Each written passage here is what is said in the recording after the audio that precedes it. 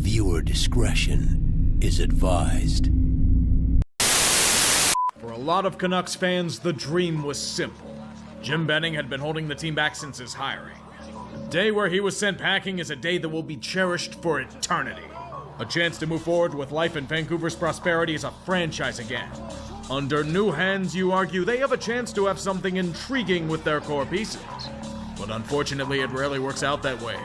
Every action has an equal but opposite reaction. Freeing yourself of a demon may force an even worse one to consume you. You got your wish. Now gaze upon the current day. Welcome to hell. It's a place where every single hope the Canucks had barely a year ago had vanished faster than the team's trust in Brock Besser. A cold abyss where all loyalty and dedication are stabbed in the back by political bickering. Where petty squabbles are exacerbated into world-shattering affairs. Vancouver truly represents their city well. The area of East Hastings, that is. So how did this come to be? How did the joy of firing Jim Benning suddenly turn every day into day one of free agency under his reign? Well, the issues started, ironically, with Benning. His problem was one that a lot of people with poor impulse control have. When the shiny object would be in the window display, he'd do anything to get it. You could have thrown shit in a pile if it was a bottom six or a third-pairing teammate with grit. Benning would sign it for 4 years at a $4 million AAV. His carefully sculpted defense was a masterpiece rivaling a 2-year-old imitating Jackson Pollock. When acquiring the awful contract of Oliver Ekman-Larsson isn't the worst move in the grand scheme of things, there are serious problems. No, they have to throw money at Tyler Myers and Tucker goddamn Pullman. Because nothing screams logic like looking at the Jets' defensive shit heap of 2021 and telling yourself you need the guy that had 1 goddamn point in 40 games. $10 million for 4 years. He's currently on LTIR. That whole defense eats cap like no one's business for next to no return. The ultimate in bureaucratic inefficiency. After years of this shit and still getting nowhere after a terrible start in 2021, Benning and Travis Green were assigned to scout an up-and-coming league known as the unemployment line. Vancouver needs a man who's built champions instead of assisted them. Jim Rutherford may be well advanced in his years, but the man assembled cup winners in multiple locations. With his protege Patrick Colvin, they will fix the problem. Ignore that JR's fallen apart after the opening salvo in both Carolina and Pittsburgh, and his drafting record with the Pens is less than optimal given the circumstances. They will offer the Canucks words. And that's about it. Here's my problem with the new regime. You wax cynical poetic about how Vancouver's late season run last year was unsustainable in a vacuum. It makes sense when you look deeper into it. The Canucks are a systemically flawed team. They lack defensive structure. Their prospect pool is run dry. They're locked into a plethora of awful deals. Any success is merely due to Thatcher Demko standing on his head. All fair points, but they become moot with this dilemma. If this team is in such desperate need of an overhaul, then why the fuck did you extend the core pieces you were supposedly trying so hard to trade away? All I was hearing for about a year was how Brock Besser, JT Miller, and Connor Garland were ready to pack their suitcases for new destinations only to pull a 180 and keep them around. Besser and Miller were extended in the offseason because you were gunning for a push? JT got a 7-year deal that starts next season. The only move I can really give Alvin and JR praise for is signing Andrei Kuzmenko, whom roughly 31 other teams had identified as an impact player. Those moves don't indicate a flawed roster. That shows that you think they're the horses to ride into battle with. These horses were immediately shot out of cannons. Not shot with cannons, literally shot out of them. It's the only way to explain how ass-backwards this season has been for the Canucks. You can argue that Thatcher Demko will carry them to relevance like he has in the past.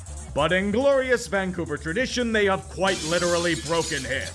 Physically injured and mentally destroyed.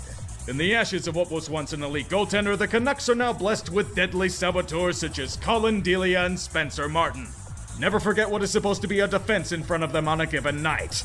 It's the perfect concoction for consistent hilarity. One of the worst penalty-killing units in recent memory. It wouldn't pass a college course for how bad it's been. The goaltending has somehow gotten even worse since Demko's been out. Vancouver blew it like most multi-goal leads they've come across. Early in the season, it was an art form. They broke the league record through 40 games. They nearly eclipsed their single-year record by the end of November. As completely apathetic towards their own zone like JT Miller has been towards his own production. Even worse, he's become petulant, visibly yelling at officials and his own teammates in conduct most fitting of a team leader. That's right, they made him an alternate captain. You could say Tanner Pearson should be one, but well, let me give you a hand as to why he isn't. He needs one. He's had a supposed easy surgery get done multiple times due to hideous botching. His career might be over. The NHLPA's investigating how shit the treatment was. It's symbolic of the Canucks season. Disaster at every turn. It's no surprise that someone should take blame for this failure. It can't be due to an amalgamation of factors, years upon years of personnel fuck-ups, and a flawed roster design. People want blood for this insult. The team can throw Brock Besser back into the doghouse, but he's not the true target of their ire. No, my friends, the real boogeyman for the Canucks happens to be a master of barbecue. Bruce Boudreau is far from the biggest problem in Vancouver, but NHL coaches exist for two reasons. To be fired and to be fired again. If it were just a normal, here's your pink slip, clean out your office ordeal, it'd be understandable. However, what the Canucks did was take any sort of goodwill and hack it into origami. The paper crane made out of it will look nice in their collection. To properly predict what happened here, I haven't seen a coach get fucked over this badly since Roger Nielsen with the Leafs. In the worst-kept secret known to man, Boudreau was going to be fired for Rick Tocchet. Not only did management accidentally spill their plans to the press, not only did they do nothing after the fact and pretend everything was fine, this charade dragged out for weeks, if not months. Bruce was having to answer questions about his future employment with fucking tears in his eyes. Vancouver, in a brilliant stroke of tone deafness, used his emotion for clout on social media. I've been very critical of Boudreau in the past, and it was obvious Canucks brass wanted to go in a different direction. But to desecrate his reputation on a public stage? Boudreau did not deserve this. If you're gonna raw dog him like that, at least give him the comfort of letting him know beforehand. This situation only destroys. Nobody benefits from having Bruce linger as a lackey. Just let him go. Pay him his severance and send him on his way back to TV. It's a bad sign when we see him being let go as a relief. Boudreau was finally given a mercy kill for Rick Tocchet. Was it worth it, Vancouver? He was so ready for the role he was at a loss for words after the second game. A band-aid on a sinking ship. As it dips into the cold ocean below, perhaps it can take Francesco Aquilini with them. My initial senses into his character were right. He only cares for himself and his reputation. Anything else is thrown to the wayside. It makes perfect sense as to how Vancouver's run as a franchise. Something tells me those allegations of abuse by his ex-wife and kids aren't a one-off. With how he's run people out of town for the smallest infractions, this tree's infection spreads to the root. Look at how toxic things have been in the executive branch since asserting power.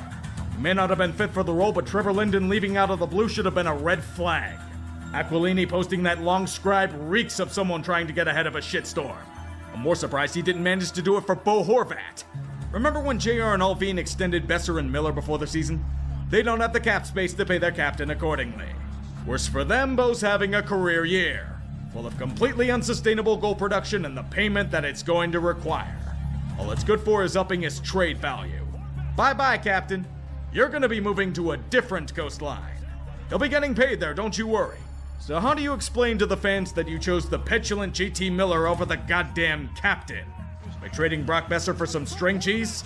I can see it happen. So here's where shit's going to hit the fan for Vancouver.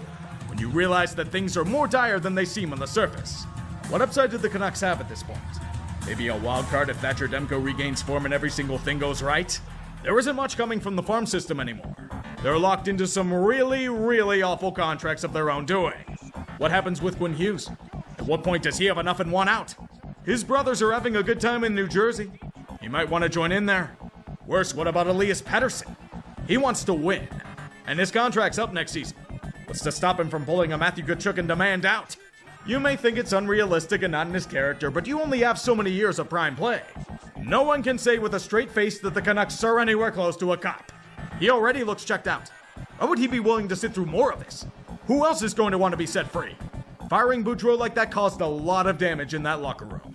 Trust is destroyed. It's really hard to get that back after being betrayed. The worst part about Vancouver is that they've done this all to themselves. It's something everyone saw coming from a mile away, from every Benning free agency fuck-up to Jim Rutherford's two-faced approach. Yet no matter what anyone said, they continue to drive this doomed bus off the damn cliff. Repeatedly. Without understanding why the bus keeps going off the cliff. This may be a darker year for Canucks fans than '97. Do you know how bad you have to be to have people even consider such a thought? They fill themselves into a corner with no real solution on what the hell to do. Rutherford's been on record saying that this team needs major surgery to fix the horror scene on the ice every game. But most of the old contracts that are hampering them can be moved without retention, if at all. It's the old adage, be careful what you wish for. You're free of the old tyrant that held you back, but an even worse one may have taken his place. Trader Jim strikes again.